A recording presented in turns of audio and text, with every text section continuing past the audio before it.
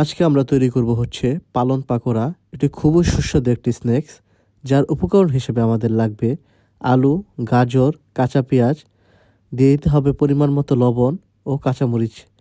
এরপর দিতে হবে এর মূল ইনগ্রিডিয়েন্টস পালং শাক এবং সবগুলো সবজিকে একসাথে মিক্স করতে হবে। এরপর আমরা অ্যাড করে দিব কিছু পরিমাণ ময়দা এবং পূর্বের ন্যায় আবার সকল সবজিগুলোকে একসাথে মাখো মাখো করে মিক্স করতে হবে। এরপর আমরা দিয়ে দেব একটি কাঁচা ডিম। এই ডিমটি মূলত এই ভেজিটেবল পাকোড়ার স্বাদটাকে ইনহ্যান্স করে দিবে এবং জিনিসটাকে খুবই সুন্দর একটি টেস্ট আনতে সাহায্য করবে।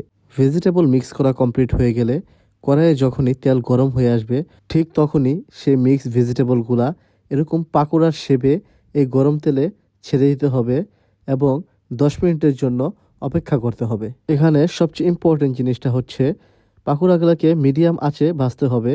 অতিরিক্ত হিট দিলে পাকোড়াগুলো বাহির থেকে পুড়ে যাবে, বাট ভিতরে কাঁচা রয়ে যাবে। তো এইখানে মিডিয়াম আঁচে পাকোড়াগুলোকে ভাজতে হবে। এখন যখনই এই বাদামি রং ধারণ করবে, তখনই বুঝতে হবে পাকোড়াগুলো হয়ে উঠেছে। এখন এটা খাওয়ার জন্য একদম প্রস্তুত। ইনশাআল্লাহ আমি কনফিডেন্সের সাথে বলতে পারি এই পাকোড়া আপনাদের সবাই খেতে খুবই ভালো লাগবে এবং 1 কাপ কফির সাথে এই পাকোড়া সন্ধ্যার নাস্তার ক্ষেত্রে সবচাইতে বেস্ট।